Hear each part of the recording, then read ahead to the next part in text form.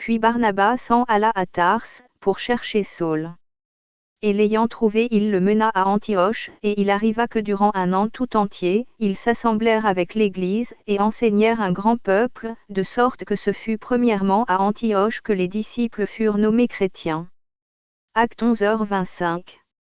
Qui a nommé ces personnes chrétiens, les personnes qui étaient enseignées de la doctrine de Christ? Non, ce sont les péants, des personnes qui n'avaient pas foi en Dieu, car chrétien veut dire disciple de Jésus-Christ ou croyant à la doctrine de Christ.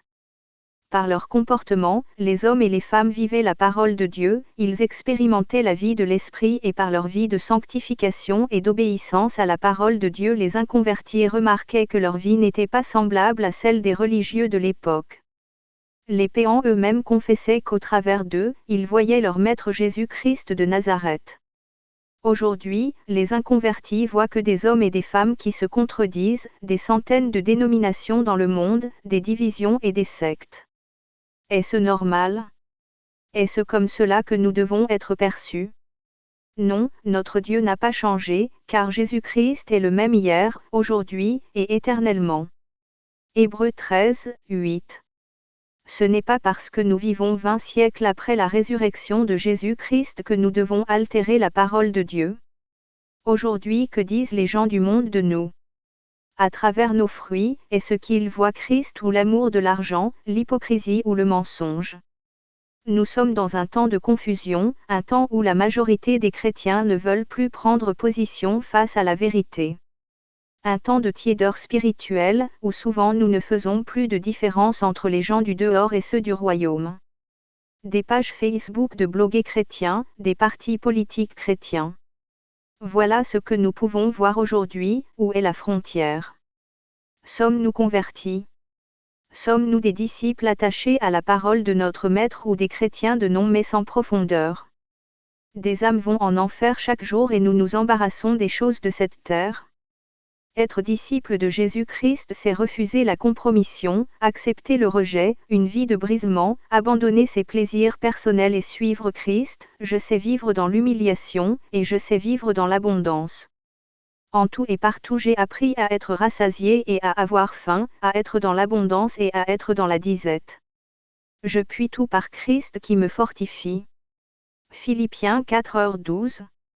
Être chrétien, c'est se sanctifier chaque jour, obéir à la parole, porter sa croix, aimer et pardonner ceux qui nous persécutent, manifester les fruits de l'Esprit en toutes circonstances, pleurer pour ceux qui ne connaissent pas l'amour de Christ et leur partager cet amour qu'on a reçu gratuitement par notre Père céleste et le propager partout autour de nous. Être chrétien, c'est être attaché à Dieu plutôt qu'à son pasteur, plutôt qu'à sa voiture, sa maison, ses enfants, sa famille, son avenir professionnel, sa chair. Être chrétien, c'est manifester l'onction que Dieu nous a donnée par sa grâce. Ma parole et ma prédication ne reposaient pas sur les discours persuasifs de la sagesse, mais sur une démonstration d'esprit et de puissance. 1 Corinthiens 2, 4. Être chrétien, c'est vivre une vie de miracle, de délivrance, être fondé dans la parole et rejeter les doctrines étrangères à celles de notre royaume.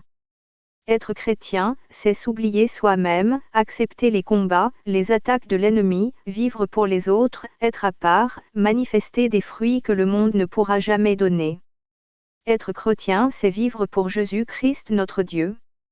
Jusqu'à cette heure, nous souffrons la faim, la soif, la nudité, nous sommes maltraités, errant çà et là, nous nous fatiguons à travailler de nos propres mains, injuriés, nous bénissons, persécutés, nous supportons, calomniés, nous parlons avec bonté, nous sommes devenus comme les balayures du monde, le rebut de tous, jusqu'à maintenant.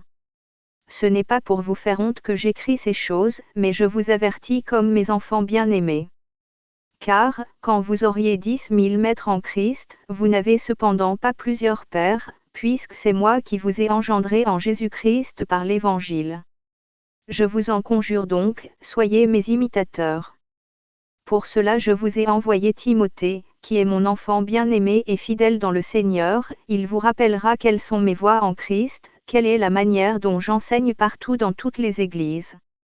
1 Corinthiens 4h11.